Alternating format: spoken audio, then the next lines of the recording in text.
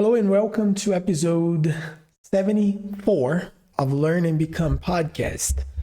Today, we'll be talking about an extremely interesting and I'd say unknown topic, which is the Goldilocks principle or the Goldilocks rule. I just found out that this principle was actually gotten from the story Goldilocks and the Three Bears. It's a story about a girl, her name is Goldilocks, who is looking for a place where she fits in. And one day she enters into a house, and that's the house of the Three Bears.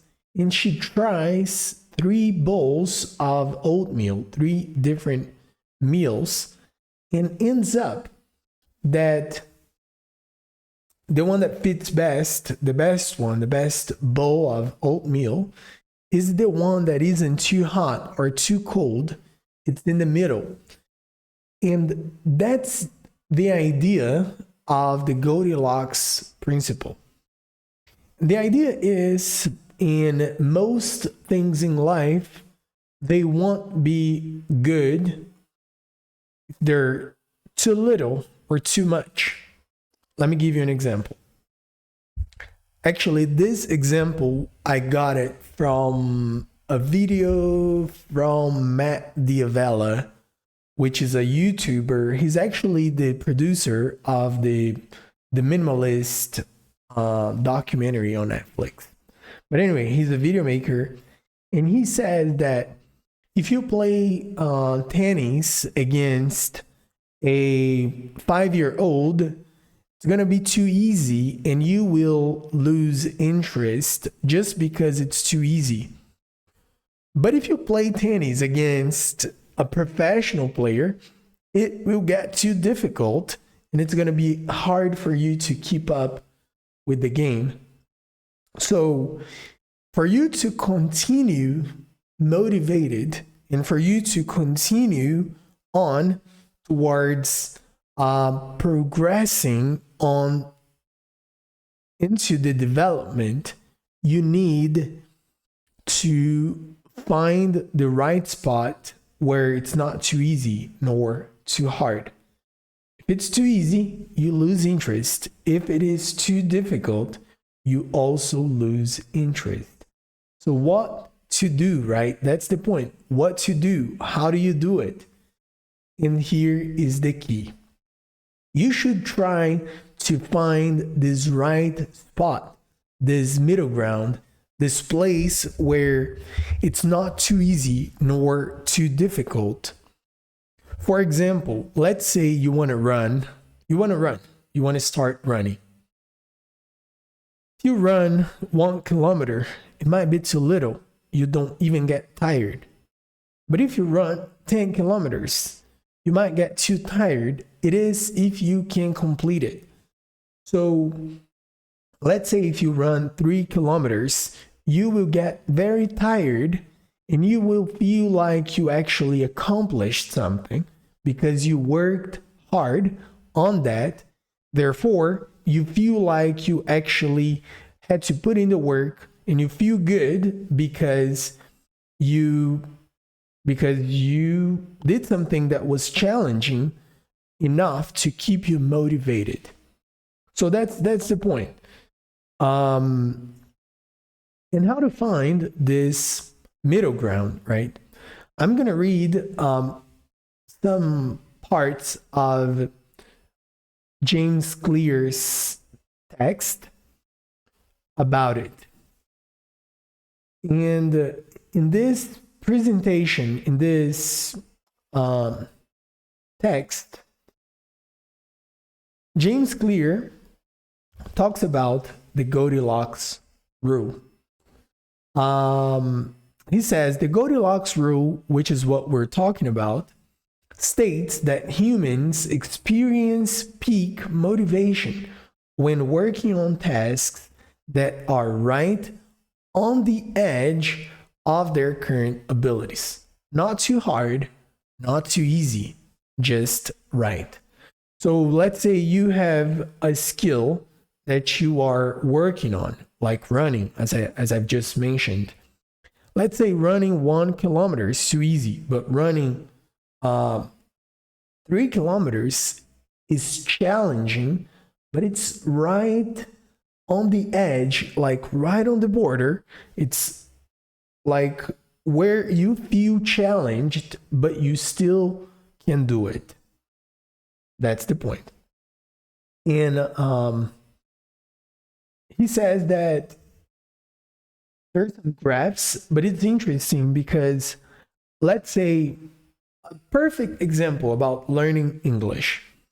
You want to learn English. If you think, I need to practice 1 hour every day, but right now you're practicing 0. How do you want to go from 0 to 1 hour a day? That's too freaking difficult.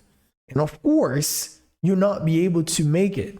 It's just like saying, I'll run a marathon or I'll run 1 hour a day. You're just not going to do it. You won't make it because it's not realistic. It's not a thing that you could potentially do.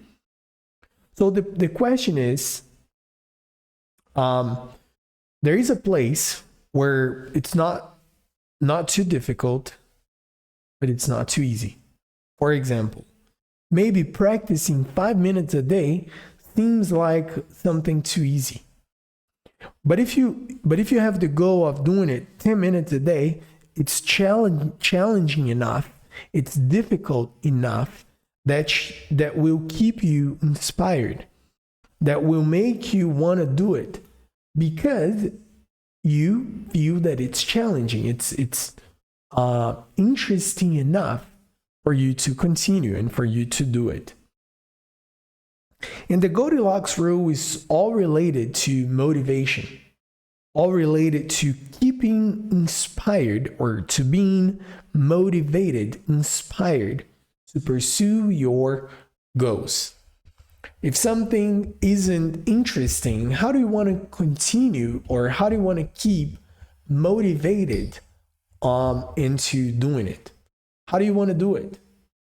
Even in the text from James Clear, he says the 2 steps to motivation. If you want to break down the mystery of how to stay motivated for the long term, we could simply say, number 1, stick to the Goldilocks rule and work on tasks of just manageable difficulty, which means something that's difficult, but it's still possible. Number 2, measure your progress and receive immediate feedback whenever possible.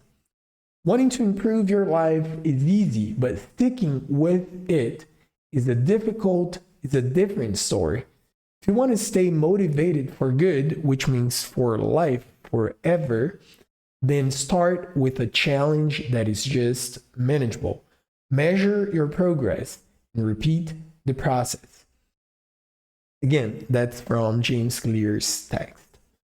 So the idea is, you have a goal. All of us have it. And if you don't have a goal, you might be depressed. And if that's the case, you should find a specialist, a doctor, a psychologist, someone that will be able to help you with that. But in general, we have goals. Humans have goals. You might want to get a new job. You might want to make more money. You might want to have more time with your friends. Maybe you want to travel more. Maybe you want to speak a different language. Maybe you want to write a book. You want to exercise. You want to read more. You do have a goal. All of us do. It's part of being a human. We have goals. That's it. Humans usually have things they're aiming to achieve. And when we have a goal, usually the only thing we see is the final result. For example, I want to be a doctor. Let me get a random example. I want to be a doctor. We usually think about being a doctor, being at the hospital, like just being there and working as a doctor.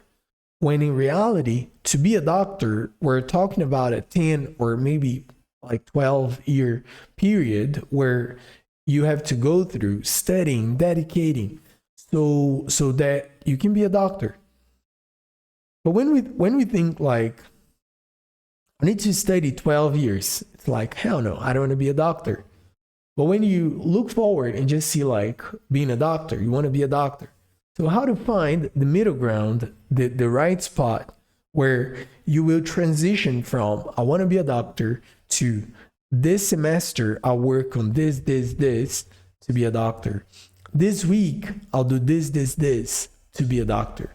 How to make your goal, there is an expression that says biteable, something that you can bite, which means a thing that will fit you, that will be possible for you to do today.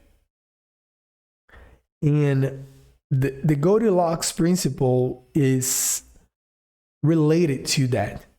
Not only because it will help you to find the right level of challenge, but also because if you work on the right level of challenge, you will continuously push yourself forward and not only focus on the long-term goal, which is actually a big danger. Because if you focus on the long-term goals, if you focus, for example, let's say you want to be an athlete. If you say, I want to play like Kobe Bryant, nice. That's a cool thing. You should want to do it. That's amazing. But if you only look at the results of Kobe Bryant, you'll see that you're far away from that. Where we can get different sports also, like Lionel Messi or Tom Brady on football. So your question should be, I'm inspired to be like that person. But where am I today? And what can I do today that will help me to move a little bit closer? I feel like the Goldilocks rule, it helps us not only on the big picture, or not only on maintaining or on keeping motivation, but also on the progress to improve in a realistic way. So the Goldilocks principle is interesting, not only because it will help us to continue motivated, but also because it will help us to be realistic while continuing motivated. There is a difference between motivation and inspiration. And a lot of the times we get inspired by those amazing top level people, as I mentioned, Kobe Bryant, Michael Jordan, Lionel Messi, Tom Brady, Lewis Hamilton, or in different fields as well, as an entrepreneur, for example, Jeff Bezos and other people. But this enthusiasm from the inspiration, like those people are so great, sometimes it is intimidating.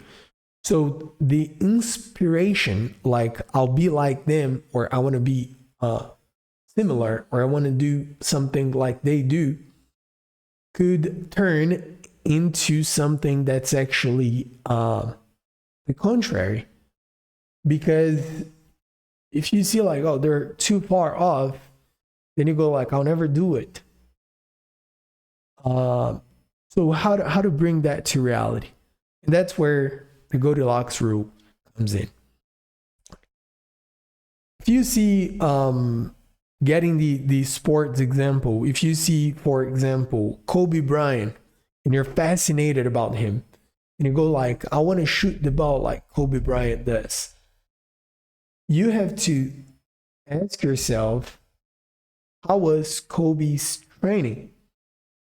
So you can try to implement some principles from his training into your life. And if you're able to do it, you see where your weak points are. And when you do that, you see where is the edge of your capacity? Where is the edge of your ability? Did you get it? For example, I want to be like him. He does this way.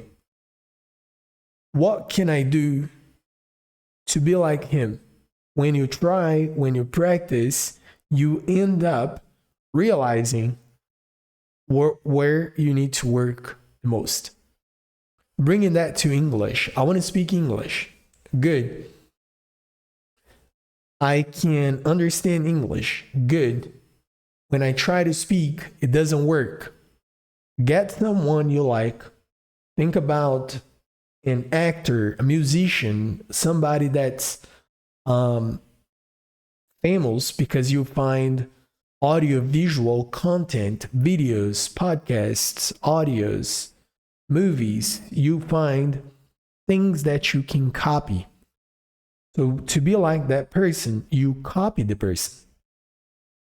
You don't need to free speak like them, but you can, for example, see a video and repeat and imitate the person. So that's the real example of how the Goldilocks rule could apply. Too difficult. I'll freely speak like that guy. That's too far off. Like I'll create a sentence of my own and I'll speak like Barack Obama, for example. That's too difficult. But if you say like, oh, I don't know, do something too easy. I'll see sentences about, I like water. I go to the market. Not that those sentences are not important. And I don't want to mean that at all, because they are. But if you're listening to me and you can understand it, you know what I mean. But if you get a speech of someone you admire and you try to repeat after the person, it will not be easy. I can almost guarantee you that it's going to be difficult, but it's manageable, because you're getting something that's already ready and you're going to repeat it. So you'll be able to repeat, not having to create the sentence, and that will give you the right level of challenge where you can speak, repeating. With that, you will develop your ability to speak, to pronunciate the words, to pronounce the words, to speak the words in an interesting and hopefully in a way that you'll find yourself inspired. And as James Clear says, and James Clear is the writer we read about, you keep you motivated. So the Goldilocks principle will help you that you that are not motivated right now, you that are not feeling like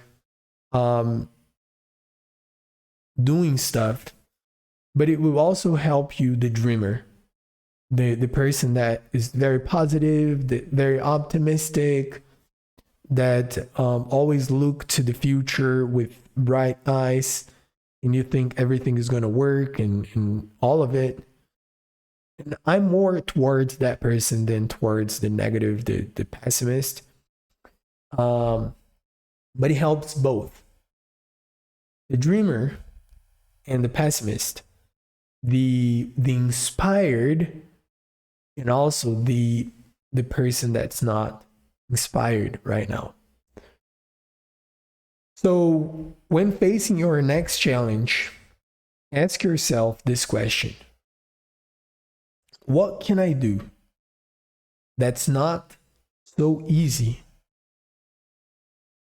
but not so difficult either? What is not super easy nor impossible? I think it has to be difficult, but not impossible. So not so easy, but not impossible. That's the question.